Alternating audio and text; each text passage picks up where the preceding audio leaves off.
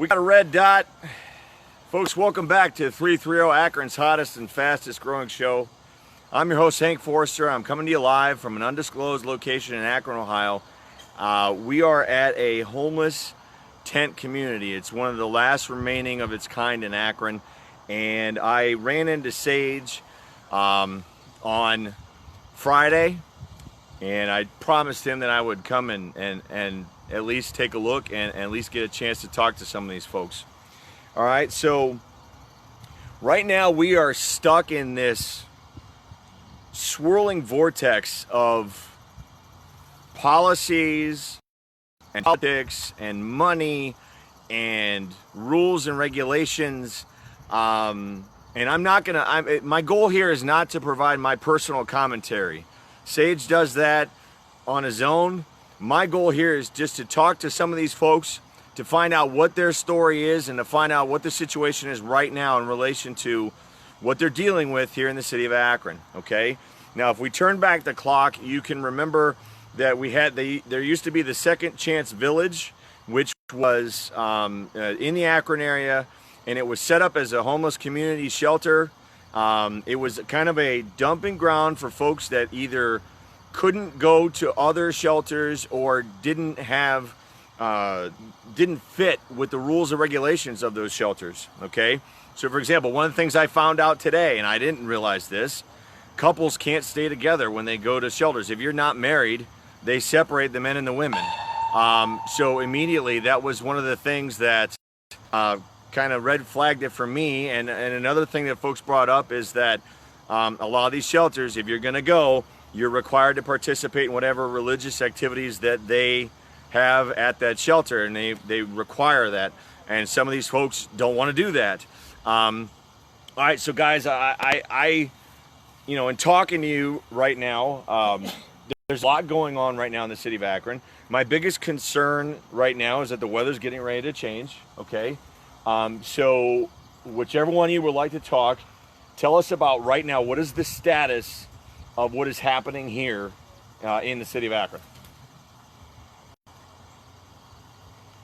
Well, we ain't getting help for getting our trash and stuff. Okay. And we need help getting our lives back together. Okay. So one of the biggest issues that they pointed out to me is that they are having issues as far as just simple trash pickup. They are on what is considered to be city property, correct? And they have actual city property, city trash cans, and they're full, ready to be picked up, but they cannot get a truck to come back here, one of the robot trucks. So I'm not sure how we can make that happen, but it seems like a simple fix because in actuality, the trash is ready to go. It's in the trash cans. This is the cleanest camp in Akron, and they want to keep it this way. It's the cleanest camp in Akron. They want to keep it that way. Just down the end of the easement, on the end of the road, there are dumpsters, and they have gone down to use those dumpsters previously, and the people that own those businesses won't allow them to use those dumpsters. So I don't know how we get them the service to have a trash truck come back here, because as we all, what do I pay? $17.50 a month, right? Or $18 for the trash to pick up my trash, and also for my sewer service as well. So I guess maybe if we could get somebody to donate $20 a month, then we could get the trash service taken care of, because this camp is, they gave me a tour camp. The camp itself is very clean, very well organized, because they've kept the same policies and procedures in place that they had with Second Chance Village. In other words, a lot of these folks were there, and they've maintained that stance, and they run their camp just like they do. I was talking to one of the guys he's not comfortable, he doesn't want to be here on camera, but he said that places like this have saved his life because he doesn't have family, he doesn't have anybody to turn to, and they took him in and they literally took him off the streets and gave him a place to stay at Second Chance Village. So I don't know what to do, I don't have the answers, but in talking to these guys, I know that there's got to be something that we could do to help. But my concern right now is the weather's getting ready to change, okay? So now you guys had mentioned, did anybody want to talk about, you know, some of the reasons why you stay here instead of being at those shelters? Does anybody want to touch on that? I have a dog, so we're not allowed to have pets there. Okay, if you can't hear him, most shelters will not allow pets. So some of these folks have dogs. So it's an automatic disqualifier. Now, the crass and direct people out there right now that are getting ready to comment and saying, well, you don't need a dog if you're homeless. My response to that is, are you serious right now?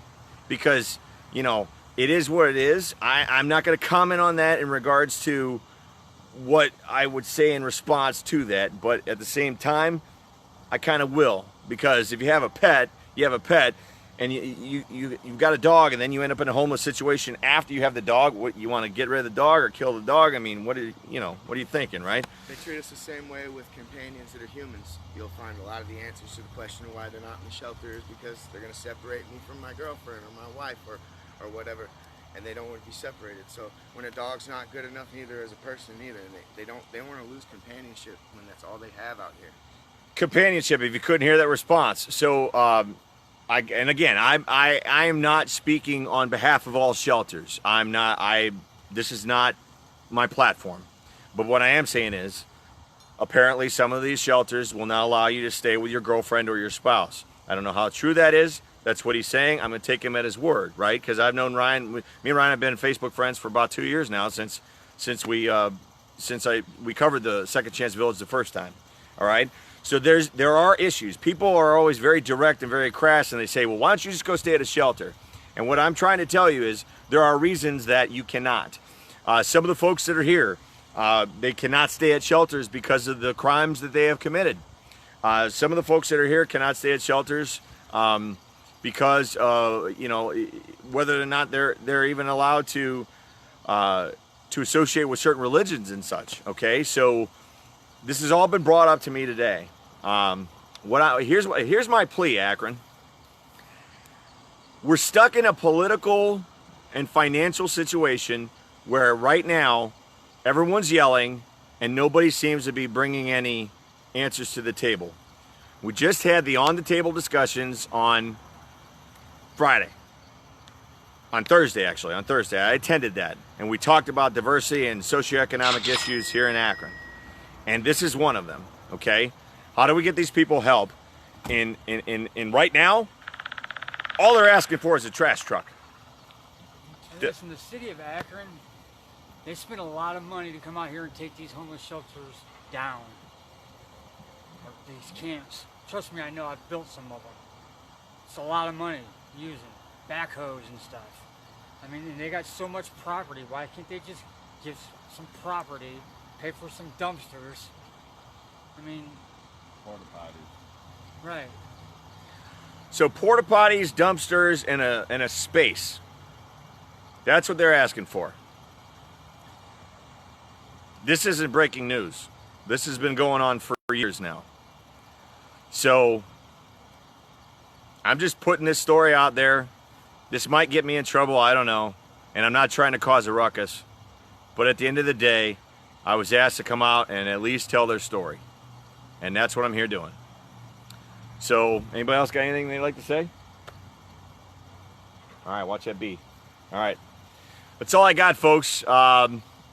Wednesday morning, I'm going to be interviewing somebody that survived gun violence in the city of Akron. Until then, don't know where I'm going, but there ain't no sense of being late. Everybody say goodnight, Shirley. Good night, Shirley.